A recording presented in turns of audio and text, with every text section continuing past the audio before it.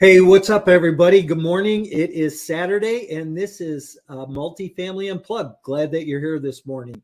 And if you're new to the show, make sure that you like us, love us, and hit the subscribe button if you're on YouTube watching us right now. But I'm excited about our guest this morning. Before we get to that, though, what have you been working on this year? Here we are getting into the end of January already. Can't believe how fast time goes sometimes. And my question for you is, are you on track, off track? Have you lost those New Year's resolutions that maybe you set for yourself already?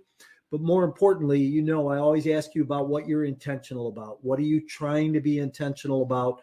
What are you trying to accomplish? Are you taking the necessary action to move forward professionally, as well as taking the necessary action to move forward personally in order to grow professionally? And that's something that we need to be working on every day. So this morning, my guest is Emma Powell. Emma's with High Rise Capital Group from Salt Lake City.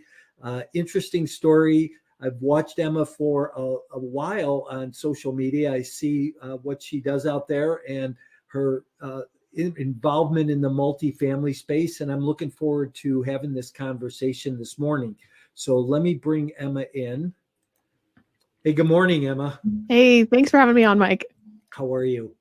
We're doing well. We're doing some scary stuff right now that I'm just trying to stay on top of emotionally. But what you said about developing yourself personally so you can excel professionally, we're definitely putting that to the limits right now.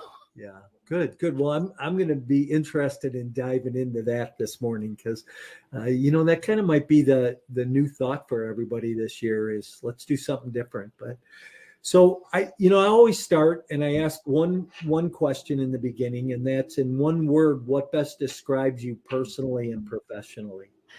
So my word of the year for 2023 is playful.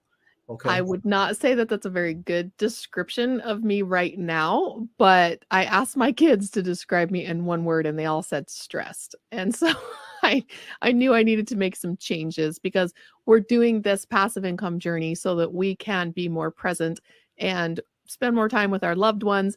And why do you want time freedom? Why do you want financial freedom? Why do you want any of these types of freedoms? It's so that we can play more and we can be more playful. And I heard that word and it just jumped into my gut. And I realized this is what I'm working towards. And I need to start living why I'm doing this. So the word is, or will be, playful. So we're working on that this year. Okay. So before we get to playful, I need to know why your kids think you're stressed. Because I go around looking like this all the time with my eyebrows down and just like, I don't have time right now. I have a $1.5 million problem. And I just was making too big of a deal out of my deals. And they all have problems. They will never stop having problems. And I realized that I needed to remember why I was doing this in the first place. I was trying to go so fast, which is fine. I'm glad we went fast, but I was losing sight of the quality of life during that. And we'd been sacrificing for so many years of frugality. And I thought, okay, this is finally our chance to break out of that and to really build wealth. And I'll just sacrifice a few more years. And I thought, we're just getting to the age where that has to end. You have to be able to balance the success with the personal life, or it's just pointless. Okay, so I'm sure that in your history and how you got into the multifamily space, we're going to hear a little bit more about this. So why don't you let us all know about Emma and, your background and how you got into multifamily and what you're doing. Yeah, it's a similar story that a lot of people tell. You spend a lot of time spinning your wheels and missing opportunities. I was talking to somebody that just this morning that I need to put together my failure resume because every attempt that I made to do something, all the missed chances taught me something and helped me to gain some experience so that when I was finally ready to take that leap, I had a lot of these experiences to draw upon, whether they were failures or just learning experiences. I don't know, you can call them what you want. But just I was a stay-at-home mom. We have 6 kids. kids. They're homeschooled, and I was running a small, basically cottage business as a real estate and wedding photographer. And I had done graphic design. I had taught graphic design online, so ebooks and courses and all of that, and just always trying to find ways to be able to bring some more money into the family so that we could go on vacations or my kids could have lessons. You have a big family, and sometimes you have to get creative about how you give your kids the opportunities that they're seeking, especially as homeschoolers. I really wanted to make sure that they had a rich variety. And when my husband was laid off in 2017, we had been in Austin, Texas at that point for 20 years. And suddenly, one day he had no job. And it wasn't his first layoff, but his previous company was based out of California. And so they had to give him 60 days notice. So he had 60 days of still working while he was looking for a new job. So this was our first layoff that was just like surprise dump. He shows up early from work one day and just tells me, hey, like, I'm unemployed. And we were not ready. And I remember he got a letter of recommendation from one of the executives at the company that had laid him off.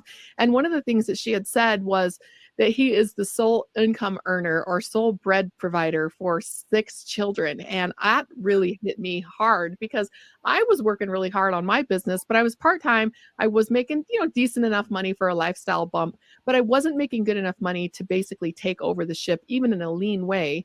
And we were lying there in bed one night and this letter just kept going through my head over and over again. And I woke up and I told him, I said, honey, I am so sorry that I have put you in this position and I will never let this happen again. And he was like, that's nice, sweetheart. Appreciate it. But it wasn't instant action. It wasn't an instant type of money coming in. And so we scrambled and hustled and hurried and he got a job and we just picked up our lives and moved to Salt Lake City in, I don't know, a couple of weeks' time. And that gave me the opportunity to make good on that promise because I had to completely redesign my life. I couldn't bring my business with me. I wasn't working online. I had to start over. So I was back to just being a stay-at-home mom with no business and figuring it out. And so I started attending business networking meetings and fell into real estate clubs and real estate investing clubs as part of my need to figure out what I was going to do with the next 10 years of my life. And I thought, I've always wanted to invest in real estate. I've tried to invest in other things. I just don't understand them or like them. And so I just jumped right in, started learning and signed up for a couple of our local RIA clubs, bought a couple of inexpensive courses and just got started making phone calls and just doing what I needed to do to build the network. Everybody says their best deals come out of their network. And I said, well, if that's what they all say, then I'm going to go get myself a network. So that's what I spent the first year doing.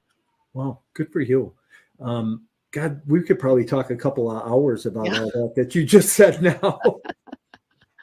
So what, your company's High Rise Capital, what does High Rise Capital do? We raise capital for commercial real estate deals, specifically multifamily. We also offer a couple of diversified opportunities into some short-term rentals and some debt opportunities. So basically, we go and find great operators and who know what they're doing and who've been experienced in doing this before. And we know how to identify that because we did it ourselves for a couple of years. And we put together groups of partners, whether it's limited partners through our fund. We also have an investing club for people who want to be a little bit more hands-on in a joint venture in that investing club format. And we basically just all look at deals together and decide independently if we want to invest in it or not. And if enough of us want to go into it, we'll pool up and we'll use that pool to basically go and negotiate for better terms. Interesting. And so what was the $1 million or $1.5 million problem?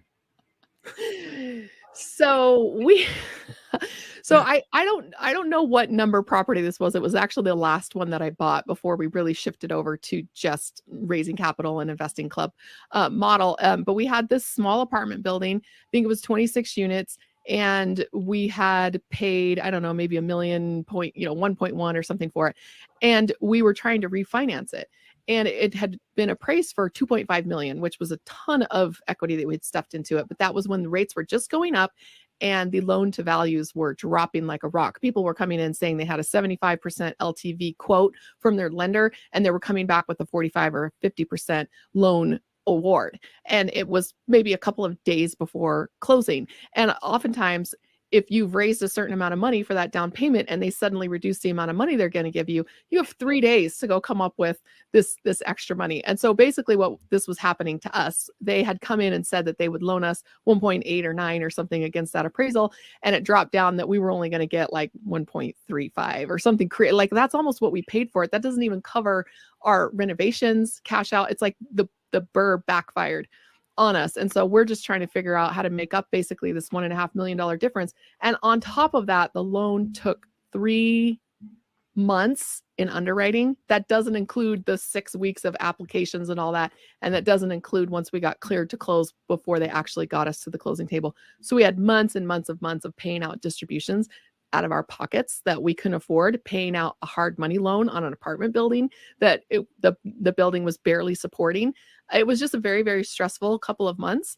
And that's when it kind of came out with my kids that I looked stressed. And I finally started working with a performance coach because I was just tired of crying all the time. We had some personal losses, some deaths in the family that were very shocking, young deaths. And I was grieving and just wasn't really doing a good job of grieving those losses, as well as focusing on my kids and focusing on my business. And things felt like they were just spinning out of control. And so I started working with a coach, and it really turned the corner and made me realize I'm not doing this right now for the right reasons. I started out with the right reasons, but I had lost focus on that. So that ended up working out. We got our loan. It wasn't that great, but we ended up making it good, and the property stabilized and cash flowing now. So, it's hard in the moment when there's uncertainty, but once the problem resolves itself, it'll either work out or it won't. There's no use being stressed out about it when you don't know. So you said something very interesting. You said performance coach. You started working with a performance coach, and that's what I do. And so what about that really made a difference? What, where was the turning point for you in that coaching relationship that helped you see things differently? Wow. They're just, it's like bombs dropped every single week when we talk. I found him through a mastermind that I was participating in. And one of the leaders of that mastermind had a PhD in psychology and was going through some really tough times in his own life. And so when I realized like I'm in a bad place and it's affecting the rest of the family. So I reached out to him. We're actually partnered on that deal I just described. And I said, I need therapy. And I know you are connected in that area. Who can you connect me to? And so he referred me to this performance coach. And I said, no, I need a therapist, like a licensed therapist. Like we are not looking for like crush it in our business or any of that kind of stuff. And he said, no, trust me. This is the guy. So when a PhD, a psychologist tells you listen. So I called him up. He was very expensive. And so we basically had to haggle a little bit to come up with something that we were both comfortable with, to negotiate what would work. I had known him for about a year, and he was wanting to work with me. And I think that part of it, where we were able to kind of come up with an agreement that worked for both of us, really helped me to get started and get over that hump of indecision. And then he talks to me about, we always talk about how time is our most important resource, and time is slipping away and we can never get back more time. And so I was struggling with a lot of regret of not spending more time with those people in my life who had passed away, not focusing on my business and not spending more time with my kids, even though they don't need me 24/7, they're older. Right. And so he basically taught me how to go back in time and to talk through those situations that happened and what would I do differently if I could go back and do that again, and then to communicate that to the people that I love. And the magical thing happened when they realized, and here's where the name of your business, the core intentions, when they realized my core intentions, and that if I could go back and do it again, here's what I would have done instead. It heals those traumas. It plants in new memories, and you're able to recapture that time. And so instead of feeling stressed out like time is passing me by, I recognize that I'm a human, I'm going to make mistakes, but I can actually go back and change history to set us up in a better place moving forward. And that's been the biggest breakthrough that I've had through this. I love that, because I've had a coach in my life for 20 years. And right now, I just want to tell everybody that's listening to rewind what you just said. Because you know what, coaching's not, I have so many people that say, oh, I know how to do everything. I know how to syndicate a deal, or I know how to raise capital, or I know how to underwrite. It's so much more beyond that, right? I mean, why would I still need a coach in my life after 30 years of being in the business, or 20 years of having a coach? Because, we get in those situations, we get those things in our life. I mean, the coaching I have in my life today is about, living more about like, hey, living more of a playful life. So I get that, and I can really that resonates with me when you said that. So I love that. So thanks for sharing that. So when you raise capital and place capital with another sponsor, what type of return is that capital looking for today? The returns definitely are eroding as the interest rates go up and the loan to values go down. It's kind of two opposing forces that are driving returns. So I'm finding that they are going down, but because we're taking out such small loans and our debt service is much smaller than we intended, even at these higher interest rates, you're able to basically do better on sometimes the cash on cash return will change. But I'm definitely finding that the ratios of how these things that you're looking at are changing in relation to one another. So we are still looking for things that are doing 15% IRR or better, but we do adjust that based on the age of the property, the experience of the owner, and the location. And so if it is a premier property that is basically turnkey, you're taking a former class A that just needs to be updated versus a heavy lift on a low class C in a rough area, that's typically going to have to get much higher returns in order to justify that risk, like I said, with a newer operator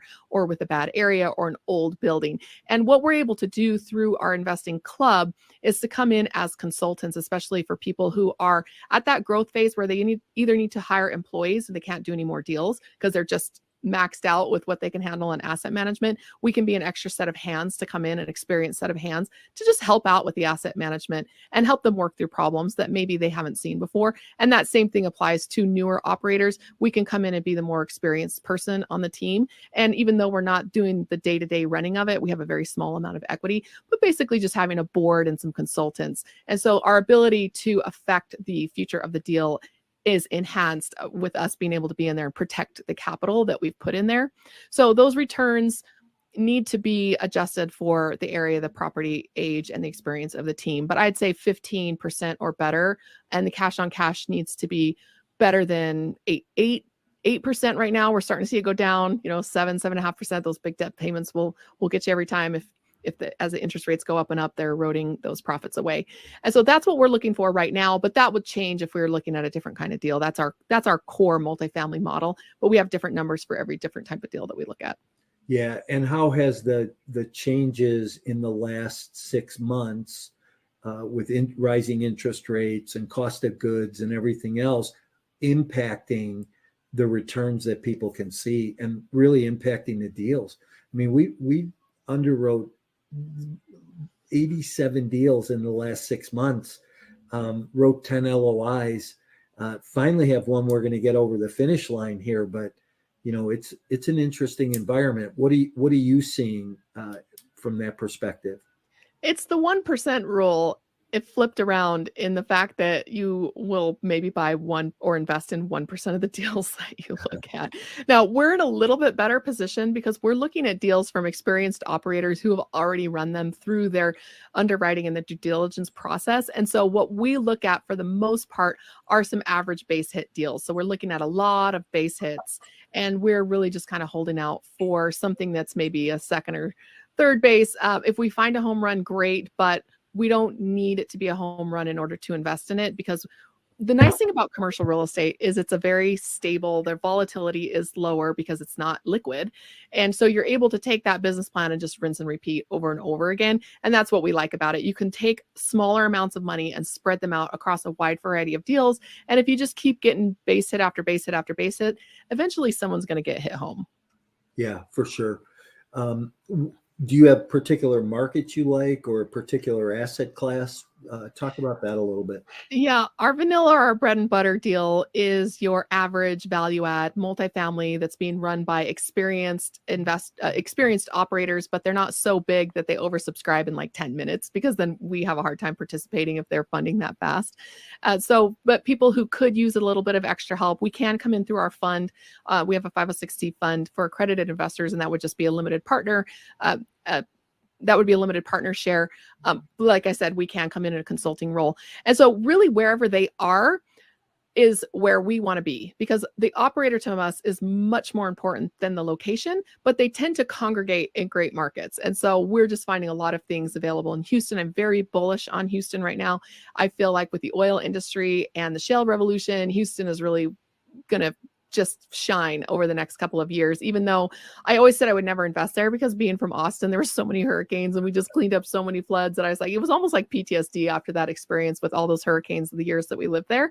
But now I'm looking at it and I'm seeing a lot of these buildings have come back from these major floods, and they come back better than before because they had proper insurance. Yeah. So that's important to look at in Houston.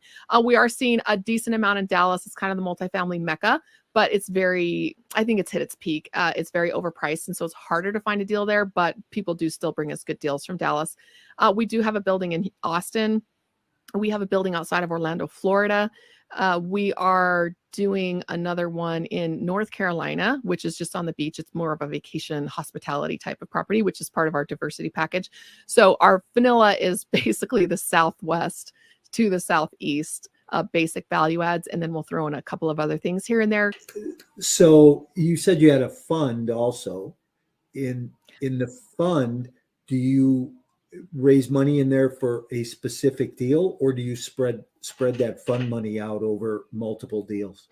So we're in pre-launch phase right now. So the fund is an evergreen fund, but we have the ability to have our investors pick which deal they want to go into, because we don't want to raise for a blind fund where it's just, because you have to get your investing thesis really tight when you want a blind fund. People have to know, even if they don't know the specific deal they're going into, they really want to know the tight parameters. It's not just like, hey, I trust you to put my money in anything. Go buy a crypto mining, go buy a debt thing, go buy this or go buy that.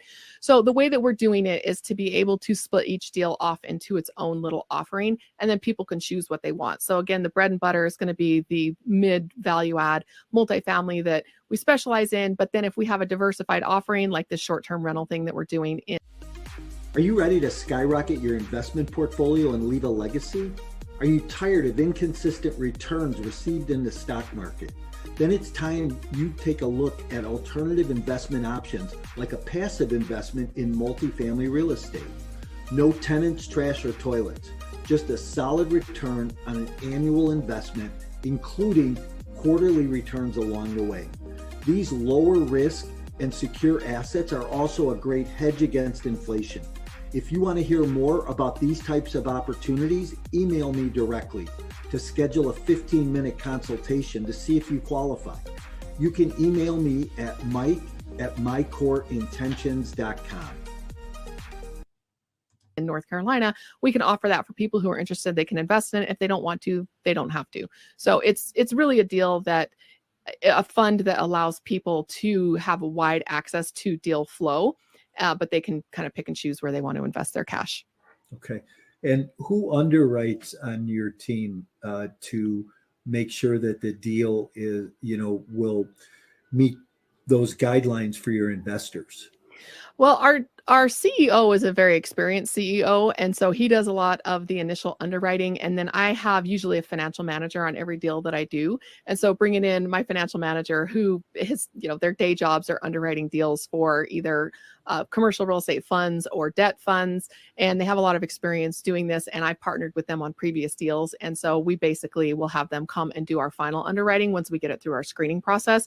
I'm not an underwriter. I learned how, I know how, I can teach how. And so when we have an automated screening tool that once we enter in all the deal parameters, and at the beginning, stage one, you just believe whatever the operator tells you, right? So you just enter in those numbers. And if it pops out on a green light, then we'll take a second look at it. If it pops out with a red light, the only reason we would take a second look at it is if it's with an operator that we really like.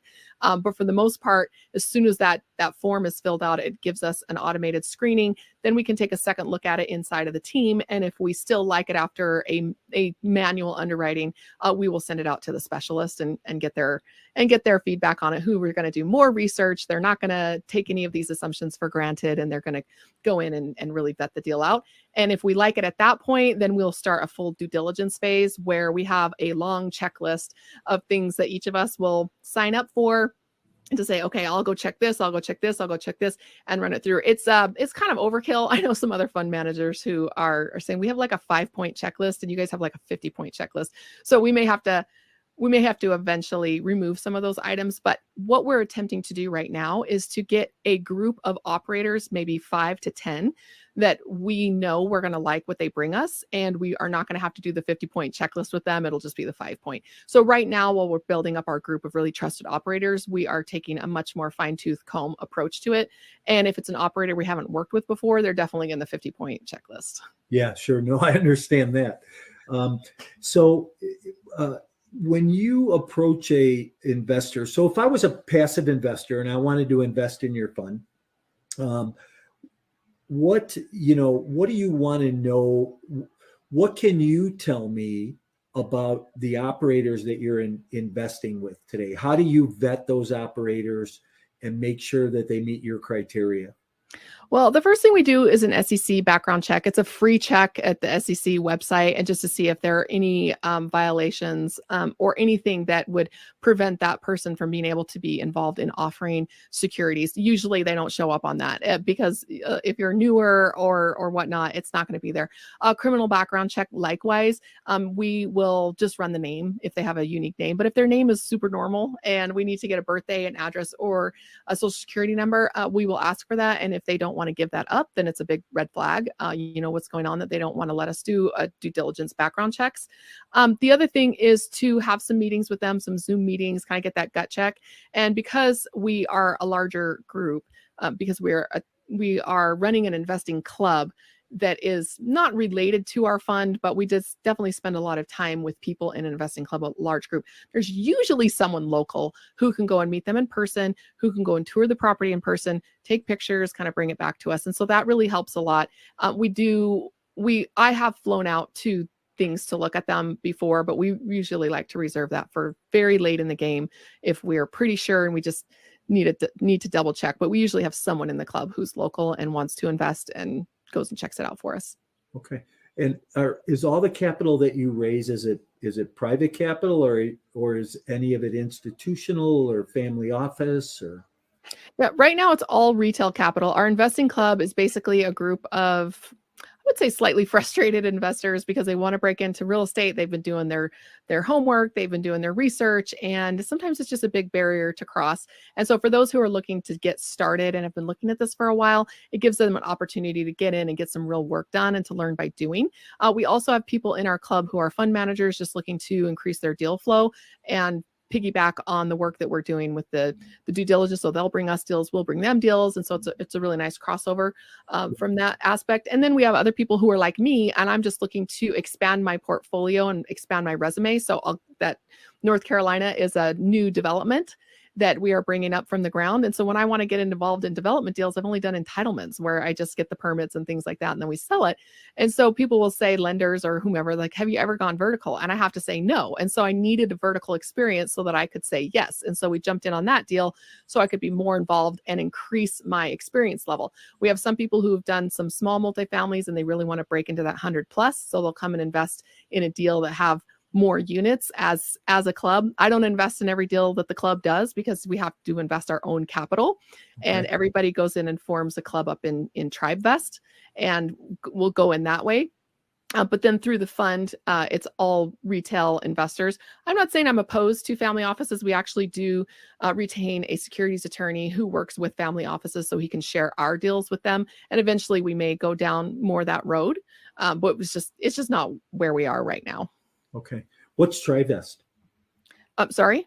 You said TribeVest? Oh, yeah. TribeVest is a website where it's basically a joint venture investing type of website where they take care of some of the practical admin stuff. Like they'll provide a bank account, they'll host your LLC, or they'll get your LLC all set up, operating account, consulting, refer you out to lawyers or accountants to help you out.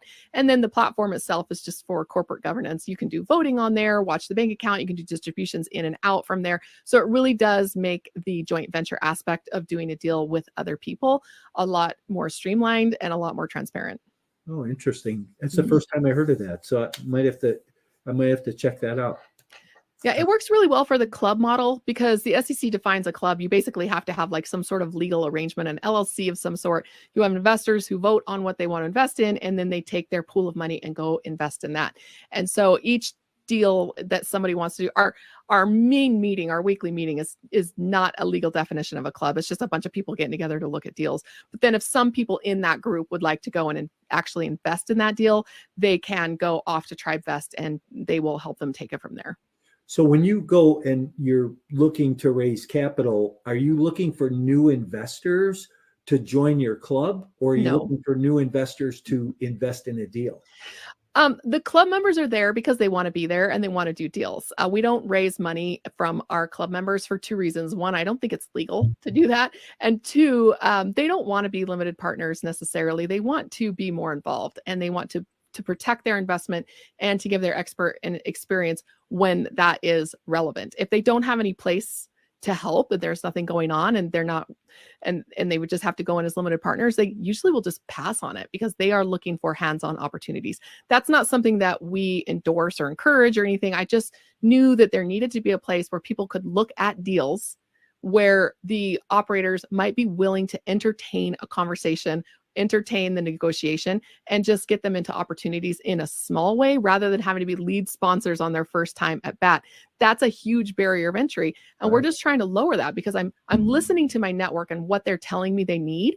And so for me, starting the club was just answering that pain point. We don't monetize it in any way. It's a totally free club, but it's an opportunity for me to get in and look at deals too, because I sometimes have my own money to invest.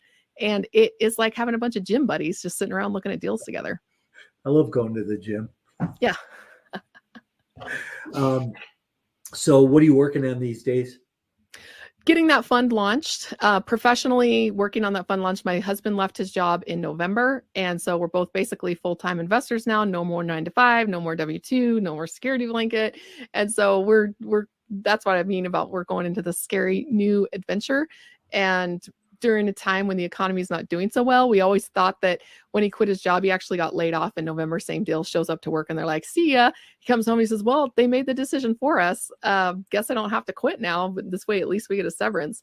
So that was nice, but we were planning on selling one of our smaller single families or duplexes this spring to basically be able to support our lifestyle for the next year while some of our larger investments are maturing and starting to spin off some substantial distributions. But we've opted out of selling anything this spring because the values are just not looking great. We're leaving a lot of equity on the table if we sell this spring. So we're just trying to shoestring it right now over the next couple of months until we can kind of get through it. So professionally, full-time investors, launching that fund, and personally just trying to ride out this market, because the way that you get through a recession is just don't lose your properties.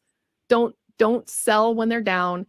Don't buy high, sell low, right? And have enough cash reserves that you can support your basic lifestyle and also support any properties that may go vacant. We've got some vacant ones right now. One of our tenants in our luxury home just passed away. And that wasn't something that we had on our to-do list, to rent that out again and to be paying that mortgage, while it was empty.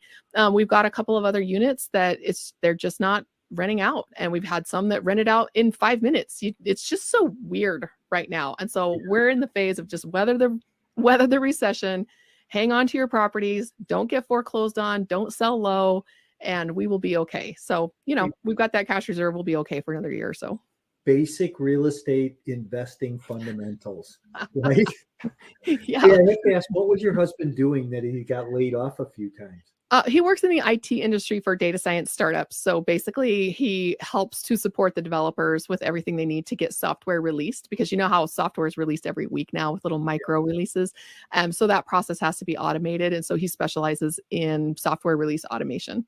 Okay, interesting. Which now he's taking all that education and smart and putting it into the real estate space, which is good. Yep. What are you telling an investor today who says, well, I don't know that I really want to do anything right now. I'm going to just wait and see where this economy goes and what happens. And I'm just going to sit on the sidelines. What's your conversation with investors today around that? I know a lot of people trying to talk investors into telling them, like, this is the best time to invest. We're still investing. You should be investing. And it's always like this very positive spin on commercial real estate. You should definitely do it. I don't want nervous money. I'll say that again. I do not want nervous money. If you are sitting on the sidelines, then it's probably because you don't have enough information to make an educated decision in a time of uncertainty. Risk is mitigated by having more information and better education. And so if somebody's sitting on the sidelines, I totally respect that. I'm scared right now too. Everybody's scared. And we just left our 9 to 5 in the middle of all of this. I totally get it. You should never invest in something that you really don't understand. If you're totally confused, walk on by. If you are uncertain, get educated. We are asking from both sides. The operator or the fund manager is trying to disseminate information to you in a way that makes it digestible and understandable so that you don't have to be an expert, but you can at least understand what's coming along. The investor on their side needs to kind of meet us in the middle to take our information that we've been able to translate into layman's terms and take some time to understand what those layman's terms are. It's not like we can explain it to you like you're 10, like people say, because I try to explain this to my 10-year-old and she's like, Mom, please stop talking. I don't like real estate. I don't understand what you're saying. I will never be able to explain to my 10-year-old what an IRR is. And so coming at that from kind of an adult perspective, like there are some things that I need to learn about the market and about this investment. They are meeting me halfway by breaking it down to as simply as they can. And then at a certain point, there has to be some trust kicked in. If there's an operator that you know knows what they're doing, especially if they've been through a recession before, then at a certain point, you just have to say, hey, we're going to do it. And the way you mitigate that risk or that nervousness is just to invest less money. I tell people all the time, if you only have $50,000 to invest, why would you stick it all in one deal? The minimum on most of these deals are $50,000. If that's all you have, it's going to keep you up at night. $50,000 feels like a lot when it's the only $50,000 that you have. And even though it doesn't benefit me in any way, I say, go find a crowd fund where you can put in $1,000 50 times.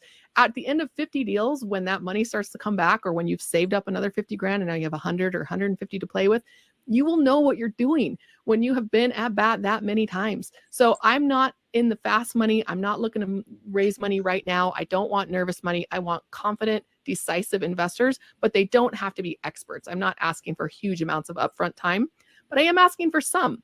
Invest a little time now so that you can get your time back later with the passive income you'll be getting. Absolutely. Are most of your investors accredited or non-accredited? Well, our fund is 506C, so we're only going after accredited investors. I think there's a big regulatory risk with unaccredited investors. That's not to say that we may not do a 506B fund someday in the future, because if people are smart enough to find you, because you can't go out and find them if they're unaccredited, they have to find you. And so if they're coming in and telling us that they want opportunities to invest, we would consider doing a 506B fund. Unaccredited investors are perfectly welcome in the club, because the club doesn't offer securities. They just pool their money and go and buy. So it'd be like a stock market investing club. It's a similar idea, and you don't have to be accredited to do that. Okay. Do you have deals that you have either done or will do in the future as 506Bs? We have done some 506Bs through the club. Our first syndication was a 506C. I do a lot of joint ventures. I mean, yeah, a 506C fund investing in a 506B deals has some hoops it needs to jump through. We have not done that yet. So we'll see. We'll see how that goes. Some attorneys are like, yes, you can do it, but as long as you meet certain criteria. So we may still consider those. The club often, because we're not executives even in a joint venture, and we're joint venturing with the lead sponsors, unless you're an executive in a 506C, you still have to be accredited, even if you're on the board as an advisor, or even if you have any sliver of general partnership. If you're not the main manager or executive, you still have to be accredited. So the club will do 506B deals just because that's what they want to do. But we personally are not raising money from unaccredited investors. But I would say we do raise money from more beginner accredited investors who are looking for some education and looking for some attention and the ability to get to the point where they can make those decisive investing moves. Sounds to me like this is really in your blood. Yeah. Do I sound playful when I'm talking about it? Yeah. No, I think that sometimes there's people who want to invest in real estate, but then there's people who really want to invest in real estate. Yes. I actually had a conversation with somebody this week, and I said, listen, I just want to work with people who want the business as bad as I do, right? Mm-hmm. Because then you know everybody's committed. It's like, are you committed or just kind of committed? So Are you in it for the money? And that's the thing that I have to get after. Are you investing in real estate for the money? Now, I think the money in real estate is great, but I actually love real estate. I was a real estate photographer for 10 years. I love architecture. I love buildings. I love the stories of the people who live there, the stories of the people who work there. I just think it's fantastic. And I chose real estate. I'm interested in a lot of things, right? But I chose real estate because it was my highest earning income potential as an active entrepreneur. I am a real estate entrepreneur. You're only an investor when you invest your money. There's a big difference between being an entrepreneur and an investor. So in my real estate business, I did it because I just love real estate, right? And it was my highest income skill. If I was a surgeon, maybe I would have gone and done surgeries instead and just been a passive investor. I don't know. But for me, that's my highest income earning potential with my skill set and my background and my experience. Yeah, I hope people got that, because that makes a lot of sense, right? And I want people to really understand that you're homeschooling 6 kids and Yeah. This is how we do it. Life is home, life is school. I call it home educating. If you really want to ask me, like, we don't do anything at all that looks like a school. Yeah. We just get out and we just live life, and they learn things because they are excited. I want them to be playful. I want them to see things that light them up and they want to learn. And I also want them to think about how marketable that skill is. We have some kids who want to do some things that I'm like, if you want to do that, that skill is not a very highly paid skill. So let's think of something that you could do around that, wrap a business around it somehow so that you can afford to live doing this job that really doesn't pay that well, so you can make a business out of it. And let's get you started investing really, really young. When my son was 16, he got his first job at Sonic, and I was driving him to work one day, and I said, if you just work at Sonic, if you just live below your means, it doesn't matter how much money you can make. You could work at Sonic for years and just be skimming money off to be able to invest it in things, and eventually you won't have to work anymore because you've been investing all your money. And he looked at me and says, I don't have to work at Sonic forever, right? But the point is, no matter what you make, save some to invest and you will be fine in the long run. That's awesome. Well, listen, I really appreciate you being here today. I love your energy and I love your playfulness. I think that word will suit you well this year. So I always like to end, on a couple of questions. So yes. What's the best book you've ever read? The one I refer back to most probably is Nonviolent Communication by Marshall Rosenberg. He's a international negotiator that helps people get through seemingly insurmountable problems, and how to stop trying to control everyone and everything. There's no amount of ways you can ask nicely or say please that can control what that other person is going to do. And I needed to learn that in my own life to control that stoicism of controlling what you can control, and then learning to not worry about the rest. Wow, that's interesting. I've never heard of that. I'm going to have to check that out. Yeah, it's the Bible for loose homeschoolers, because we recognize that we can't control our kids, and so that's kind of helps. It's a big one in the homeschooling world.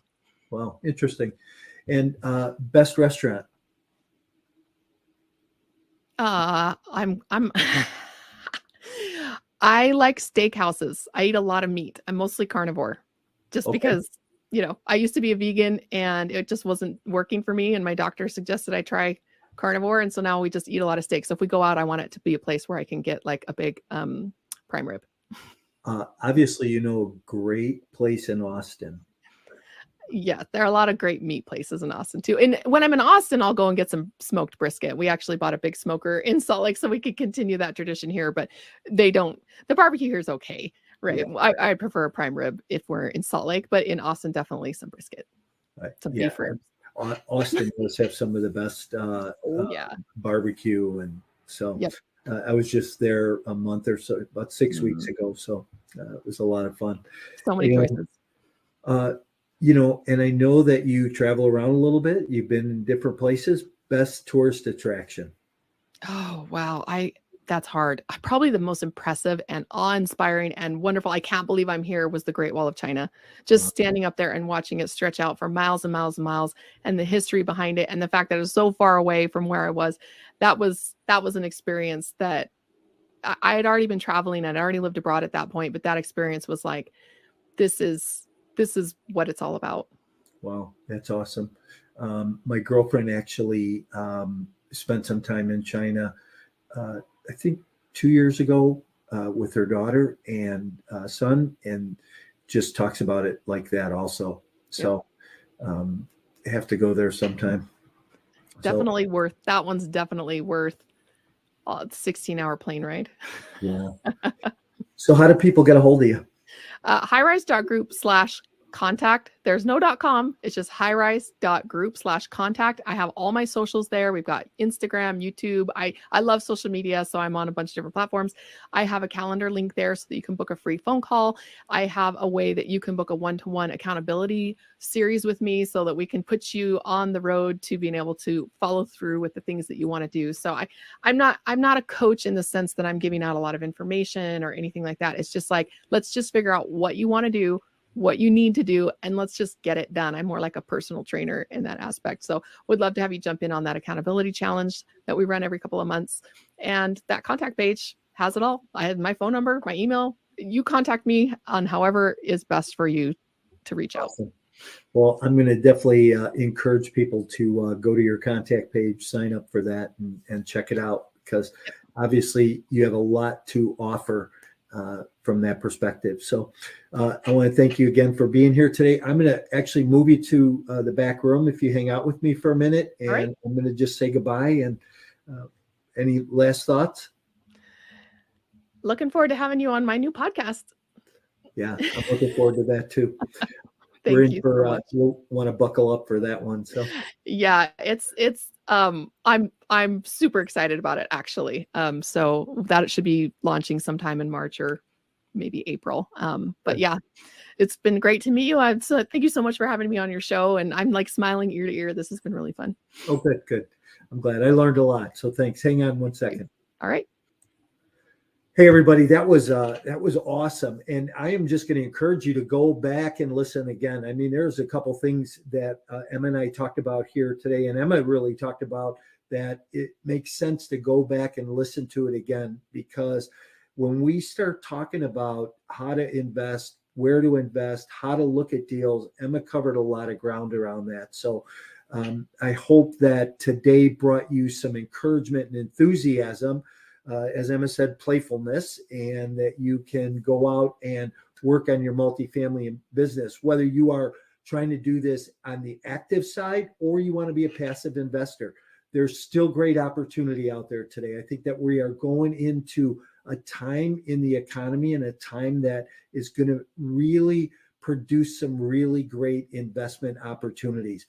If you're new to investing and you're looking for some guidance, some direction, reach out. I know Emma would answer some questions for you, and I certainly would as well. So either one of us, thanks for being here.